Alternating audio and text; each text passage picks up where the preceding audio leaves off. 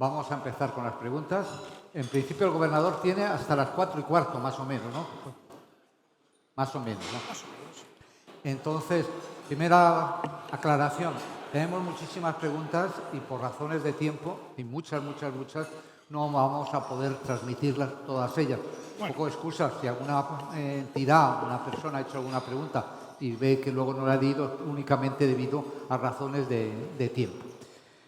Hemos intentado agrupar las preguntas.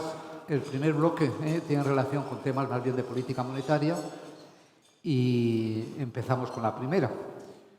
Dice así: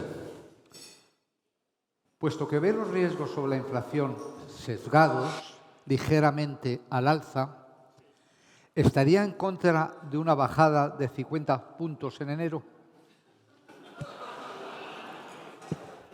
¿Esa es la pregunta? Esa es la que han hecho. La que han hecho. Pues dependerá de los datos de aquí a enero. Porque, y a lo mejor incluso no hay que bajar. Sí. No lo sé. Quiero decir, es evidente que cuando decimos que somos dependientes de los datos, y todavía quedan, creo que es a final, el último de los últimos días de enero, todavía queda casi 2 meses, mes y medio. En mes y medio probablemente haya 2 datos de inflación adicionales. Vamos a tener nuevos datos sobre la evolución de la actividad económica y, por lo tanto, consistente con lo que decimos, pero no solamente con lo que decimos, es que realmente funcionamos así. Es decir, que vamos a evaluar a finales de enero toda la información que se ha ido acumulando en este mes y medio. Vamos a ver también cómo evolucionan algunos riesgos al entorno, riesgos geopolíticos globales, riesgos europeos, etcétera, y con toda esa información tomaremos una decisión. Pero es que es así, por lo tanto, no puedo anticipar la decisión porque iría en contra de la forma en la que realmente funcionamos. Muy bien. Bueno, la siguiente pregunta dice así: reconocida la importancia del tipo de cambio en la política monetaria, ¿qué es más relevante, los flujos comerciales o los financieros?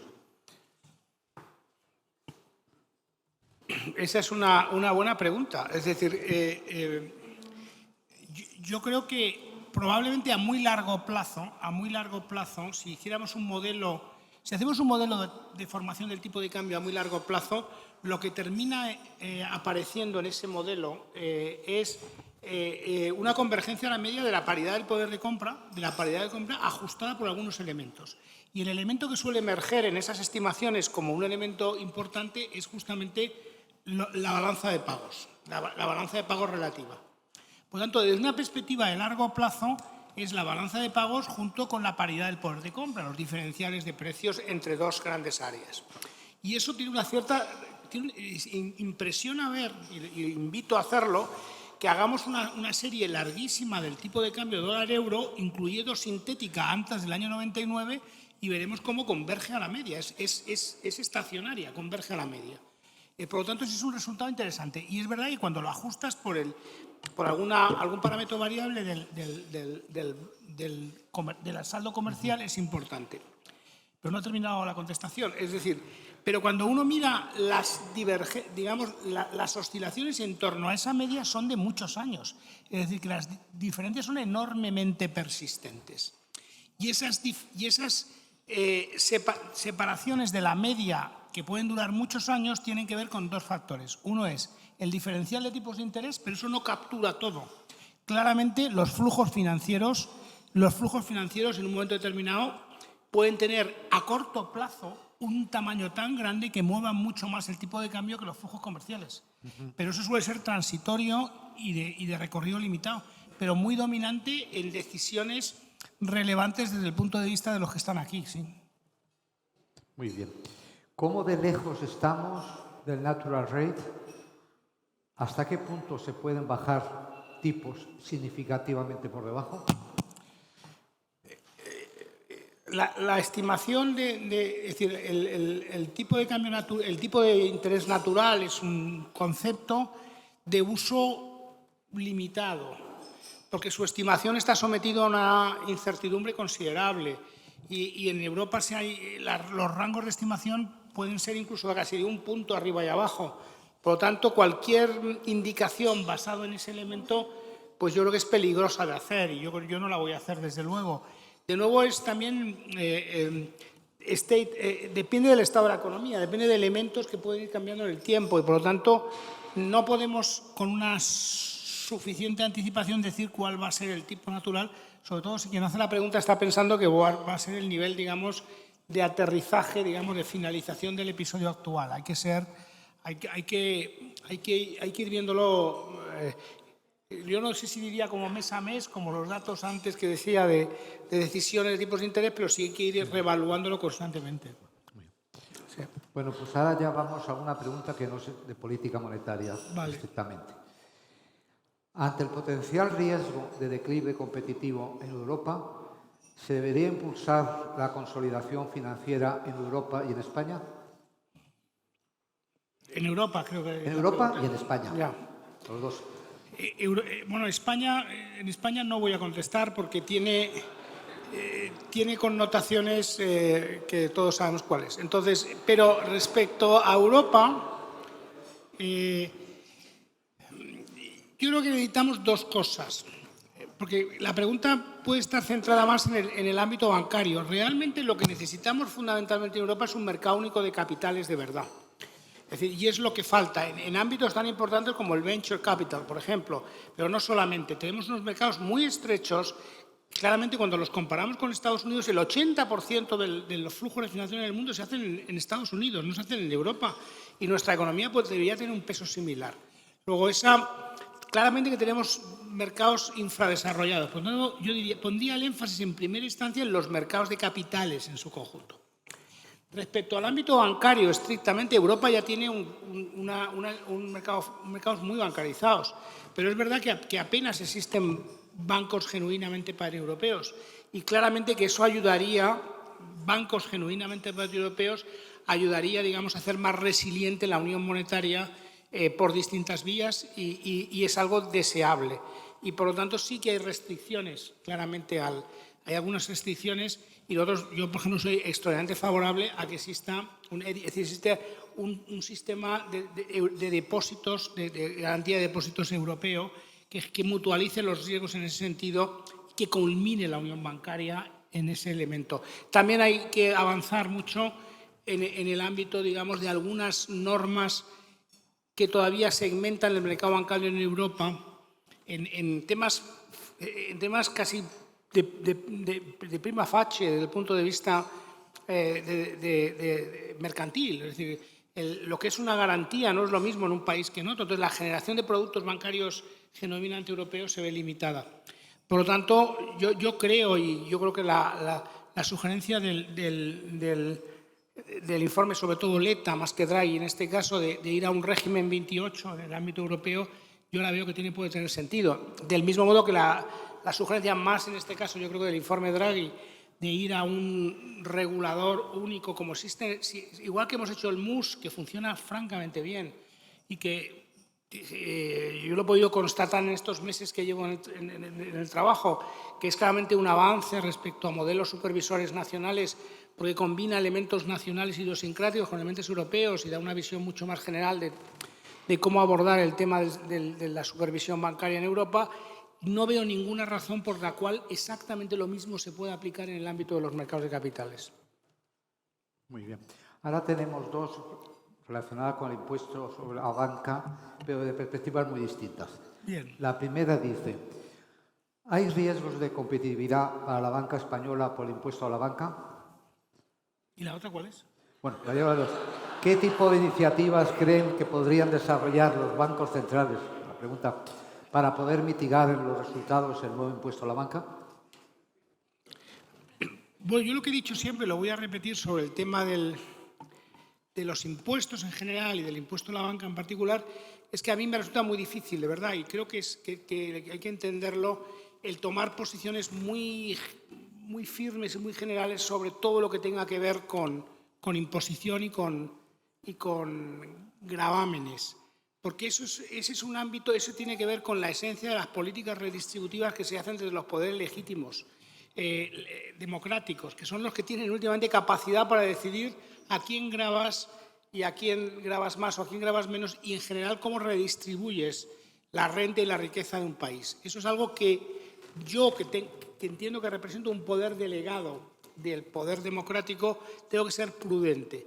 Y lo digo así, y lo dije muchísimas veces en mis 6 años de presidente de la Autoridad Independiente de Responsabilidad Fiscal, donde me preguntaron innumerables veces sobre impuestos y siempre contesté así, porque creo que es lo que debo contestar. Dicho esto, dicho este principio general, yo a partir de ahí creo que lo que tenemos que aspirar es que si se decide diseñar un impuesto y gravar una actividad económica determinada, no tenga efectos indeseados no buscados por el propio legislador y, por tanto, que no tenga ni efectos distorsionantes ni efectos que en algún momento puedan generar no neutralidad. Y en el caso del impuesto a la banca en España, desgraciadamente está diseñado de una forma en la cual algunos de estos efectos pueden materializarse y puede haber actividades bancarias que siendo muy importantes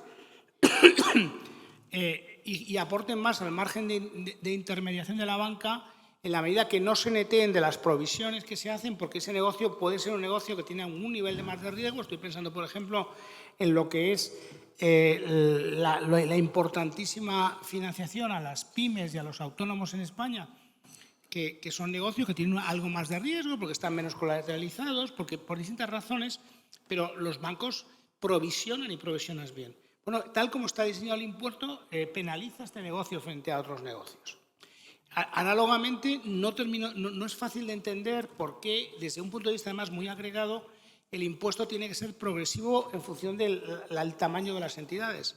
Tampoco es fácil de entender por qué el impuesto se opera sobre el margen de intermediación y, de tal forma, un banco que decida ser, por ejemplo, muy ambicioso en una política de inversión de transformación tecnológica se vea penalizado frente al que no lo es. Y hay elementos adicionales. Es decir, una vez que se toma una decisión que yo no voy a cuestionar, ni debo cuestionar sobre gravar una actividad económica relativamente más que otra, y ahí yo puedo tener opiniones, pero prefiero no emitirlas. Creo que sí podemos emitir desde el ámbito de los bancos centrales e insistir en que el impuesto tiene que diseñar de una forma de que sea genuinamente neutral y que no sea distorsionador desde el punto de vista de su efecto sobre la actividad económica en general. Muy bien. A ver, ya cambiando de tema, la pregunta siguiente dice así.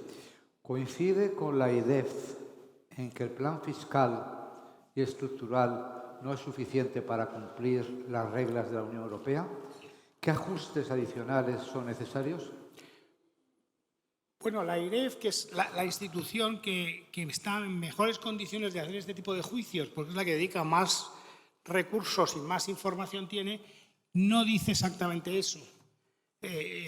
Valida las cifras generales del plan, pero lo que dice es, pero necesitamos mayor concreción en las medidas, mayor explicitación y base, en su caso normativa, de alguna de las medidas. Por tanto, la línea de ajuste que plantea, aunque la IREF no la valida completamente, la valida, me parece que estoy haciendo aquí de presidenta de la IREF, que tiene que ser ella la que lo contara, pero no valida completamente, pero sí valida gran parte de ellas como posibilidad de materialización. Lo que pone es el énfasis en que es demasiado general, demasiado continuista. Y yo añado ahora de nuestra cosecha del Banco de España, que lo hemos dicho, que realmente el plan fiscal a medio plazo pretendía y pretende que con una serie de cambios, al otorgar mayor capacidad de decisión a los países, lo que se llama el ownership, ahora son los países, los Estados miembros, los que diseñan el marco fiscal a medio plazo a partir de indicaciones de Bruselas, pero antes era un poco al revés. Lo que tiene que a cambio producirse es el que todas aquellas, en el caso español, hemos pasado de 4 a 7 años en el proceso de ajuste, que es justamente a cambio de hacer inversiones en ámbitos como el ámbito de la transformación ecológica, de la transformación digital, de todo lo que es la transición verde, incluso en el ámbito del gasto militar ahora con los mayores objetivos.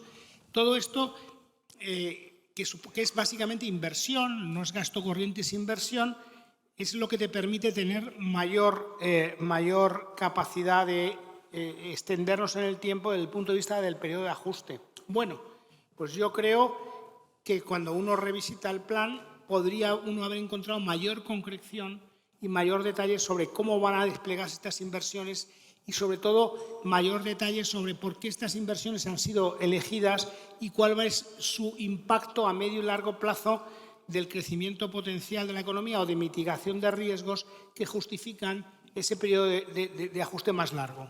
Muy bien. Tenemos dos más, si dan tiempo. Sí, sí. Bueno, Sino una de ellas nada más. Más o menos. La primera dice lo siguiente. La expectativa de una segunda prórroga presupuestaria en el Estado, ¿cómo cree que puede afectar a la economía española y a nivel de incertidumbre y al nivel de incertidumbre política? ¿Esa es la pregunta? Sí, la primera. Bueno, yo creo que, como todo, habría que ver, todo depende de qué presupuesto íbamos a tener. También es verdad que qué tipo de prórroga. La verdad es que España, a diferencia de Francia, que ahora mismo tiene una situación muy complicada, tiene mecanismos para, en situaciones, digamos, en las que el presupuesto no se aprueba, seguir funcionando con medidas que pueden ser aprobadas en el Parlamento. Y, por lo tanto, frente a situaciones más dramáticas, estoy pensando del caso de Francia o acordamos del caso de Estados Unidos, aquí en España tenemos mecanismos que nos permiten funcionar, digamos, durante periodos de tiempo sin tener los impactos tan negativos. Yo creo que eso conviene tenerlo en cuenta. Y conviene tener en cuenta también que en el caso español, todavía hasta el año 2026, una parte muy importante del esfuerzo presupuestario se hace bajo el paraguas del Plan de Recuperación y Resiliencia. Y el plan todavía tiene que desplegarse y tiene una naturaleza fundamentalmente extrapresupuestaria. Por lo tanto, estando de acuerdo que es una situación indeseable, que hay que intentar corregir y que hay que invitar a todos a llegar a un acuerdo sobre el presupuesto, se dan circunstancias que hacen que, en su ausencia, tampoco los efectos económicos sean tan dramáticos. Bueno, y la última dice así. El Gobierno baraja una subida del salario mínimo interprofesional en línea con la del salario medio en 2024. ¿Considera que esto puede retrasar la moderación de la inflación? No tengo constancia de que el Banco de España tenga ninguna estimación sobre esto, ¿no? sobre esto. Yo creo que siempre tenemos que ser basados en evidencia. Entonces, yo aquí introducirme en esa discusión sin tener evidencia al respecto me parecería un poco arriesgado. ¿Sí? Bueno, pues muchísimas gracias. Ya no hay ninguna más. Muchísimas gracias. Bueno, encantado, ¿eh? Encantado.